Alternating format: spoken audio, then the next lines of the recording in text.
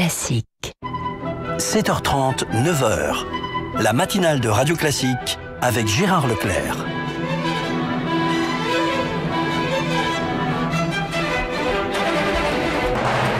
L'invité politique sur Radio Classique et LCI. Et comme tous les matins, nous retrouvons nos amis de LCI pour l'invité politique. Ce matin, Pierre Laurent, bonjour. Bonjour. Secrétaire national du Parti communiste français et tête de liste du Front de gauche en Île-de-France.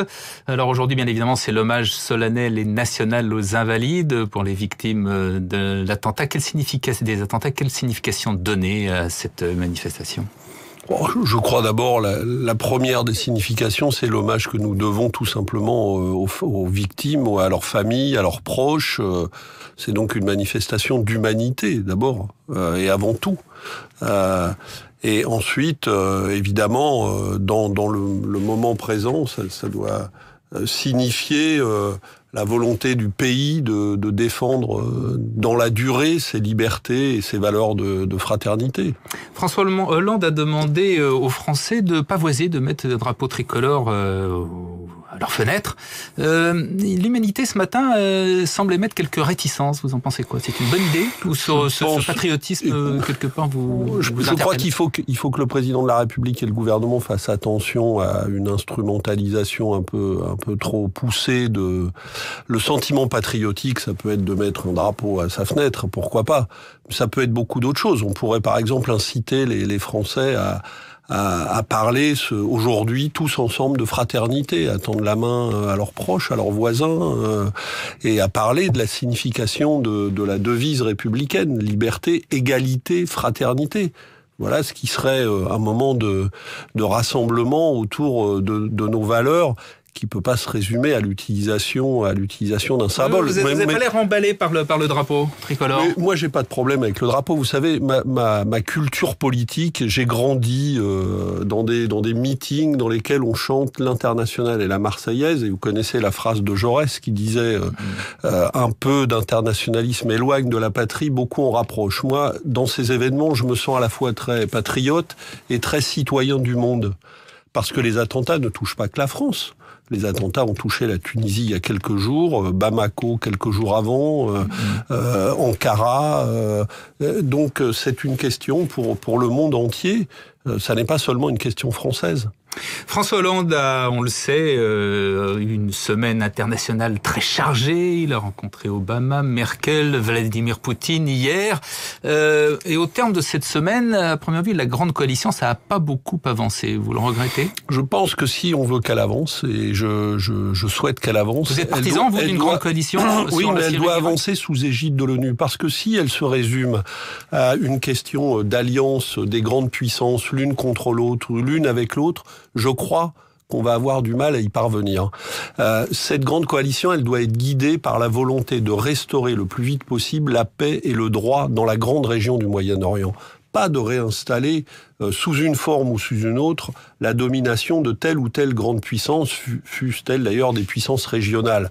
Or, pour le moment, le jeu diplomatique international est beaucoup trop dominé par ses intérêts de grande puissance et pas assez par la logique du droit. Donc il faut que l'ONU reprenne la main sur cette question et pas seulement tel ou tel pays qui voudrait rallier à ses intérêts les autres puissances, parce que sinon on verra les contradictions qu'on voit dominer aujourd'hui perdurer.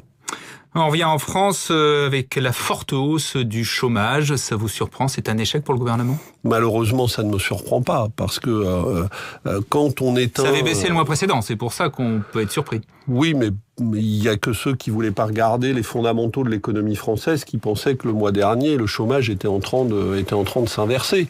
On n'a pas de politique de développement de l'emploi, de politique industrielle, de politique d'investissement public dans des domaines clés qui sont ceux des transports, qui sont ceux de la rénovation énergétique et beaucoup d'autres qui sont à la mesure des besoins du pays. Et donc dans ces conditions, eh bien, on a une situation de chômage et de précarité qui perdure. Tant qu'on continuera à soutenir les logiques financières qui sont assis sur la réduction de l'emploi et qu'on ne se préoccupera pas, au contraire, de soutenir la création véritable d'emplois dans la durée, on aura malheureusement cette situation.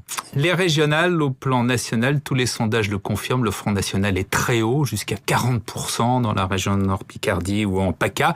Et vous-même, vous êtes plutôt bas, autour de 5, 6, 7, 8%, parfois moins. C'est pas un échec quand même pour le Front de gauche? C'est un défi politique. Moi, je dis aux électeurs qui croient... beaucoup d'électeurs, pour le moment, s'apprêtent à s'abstenir. Ça, les enquêtes d'opinion le disent aussi. Et je dis aux électeurs qui pensent... envoyer un signal fort en utilisant le bulletin de vote Front National, c'est la pire des réponses dans cette situation. Parce que nous avons besoin de plus de fraternité, on aura plus de haine et de division. On a besoin de rassemblement, on aura plus de stigmatisation, on a besoin de plus de services publics. Et on va en avoir moins avec le Front National. Je prends l'exemple de la région Nord-Picardie, voilà une région terre ouvrière. Le Front National est à 40%, vous êtes à 3,5%. Non, nous ne sommes pas à 3,5%. Non, les sondages disent que nous sommes largement au-dessus des 5%. Non, mais vous regarderez les sondages dans cette région, la liste de Fabien Roussel sera largement au-dessus des 5%. Mais on oublie une chose, c'est que l'emploi, vous dites, c'est une grande région d'emploi industriel. Ça fait des décennies qu'on massacre l'emploi industriel, qu'on le massacre dans cette région et qu'on continue de laisser faire. En même temps, on a l'impression que votre discours est inaudible, alors que celui de Marine Le Pen accroche le vôtre. Oui, mais parce que il y a des réponses qui peuvent paraître simplistes dans le discours de Marine Le Pen et qui, à mes yeux, n'en sont pas. Et notre travail d'explication sur cette question, il doit perdurer. Mais il ne faut pas faire porter la responsabilité au Parti communiste d'une situation qui incombe à ceux qui ont perpétré ces politiques, voire qui ont banalisé le discours du Front National. Parce qu'il y a des gens qui semblent s'affoler aujourd'hui de la montée du Front National, mais eux-mêmes ont banalisé. Et il y a quelques jours encore, quand le président de la République dit dans son discours à Versailles que la déchéance de nationalité est une solution devant les problèmes de sécurité que nous connaissons, alors que ça ne nous protégerait en rien de ces événements, eh bien nous donnons des gages à un discours du Front National qui n'apporterait aucune solution à la situation. C'est ça les responsabilités de la situation actuelle, qu'on ne retourne pas les responsabilités. Alors sur la région Île-de-France, il y a un sondage ce matin, Elab Radio Classique Les Échos. Valérie Pécresse est à 30%, Claude Barthelone à 23%, le Front National à 21%, et le Front de gauche, donc la liste que vous menez est assez loin, à 7,5%. C'est le même score d'ailleurs que celui des Verts. Là aussi, c'est un peu décevant, non? Je pense que cette liste, la liste que je conduis, je crois qu'elle est donnée dans tous les sondages entre 7 et 9 selon les sondages. Je pense qu'elle peut encore passer la barre des 10%. Le résultat de ce sondage, il dit une chose, c'est qu'il n'y aura pas de victoire de la gauche sans un progrès de notre liste en Île-de-France. Donc Même si globalement la gauche est basse, elle est à 38%. Oui, mais elle peut encore gagner, tous les sondages le montrent, la région Île-de-France, mais elle ne gagnera la région Île-de-France que si la liste que je conduis progresse.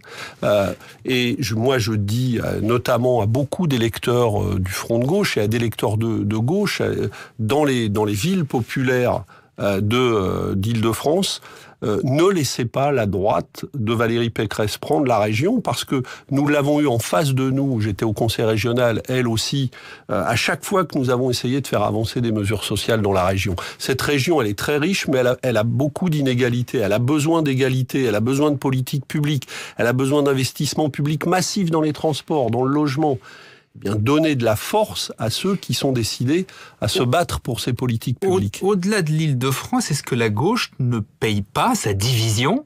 Est-ce que vous-même, vous ne payez pas le vote utile ? Mais la gauche, on parle de la gauche. La gauche, aujourd'hui, elle est composée d'un parti socialiste qui s'est rallié aux thèses libérales au plan économique et qui mène une politique dont tout le monde dit, ça n'est pas le Parti communiste qui le dit, qu'elle est voisine de celle qui serait menée par un gouvernement de droite au plan économique. Et d'ailleurs, quand on entend Emmanuel Macron, effectivement, on a du mal à entendre la différence.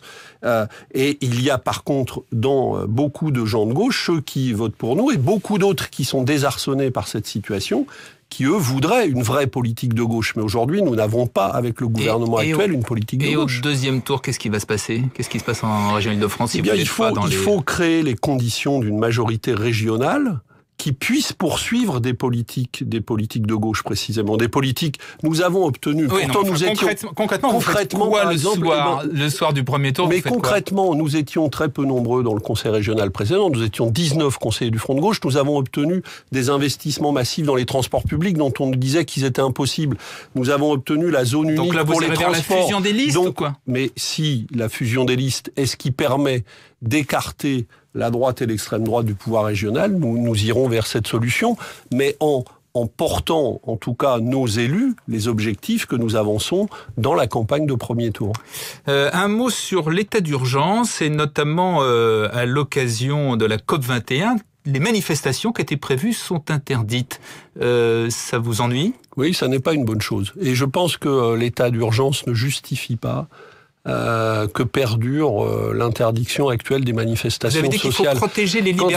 Vous pensez qu'elles sont vraiment menacées en France, les libertés? Écoutez, quand on a 45 000 chômeurs de plus le mois dernier et qu'on a des chiffres du chômage qui augmentent, on ne peut pas dire que les problèmes sociaux vont s'arrêter parce que nous sommes en situation d'état d'urgence. Donc il faut que le droit aux mobilisations sociales, qui sont constitutionnelles et dont tout le monde dit qu'elles ne doivent pas être suspendues, retrouve un rythme normal. Et il faut que les gens qui veulent manifester, les citoyens qui veulent manifester pour des mesures contre le réchauffement climatique, ou ceux qui veulent manifester sur telle ou telle question sociale, que les manifestations citoyennes puissent retrouver un cours normal. On dit la vie doit reprendre, la vie démocratique doit reprendre aussi. Merci Pierre-Laurent, bonne journée. Merci à nos amis de LCI qui restent sur LCI. Nous restons sur Radio Classique avec le journal de Sophie Pauling dans un instant. Gengis Khan.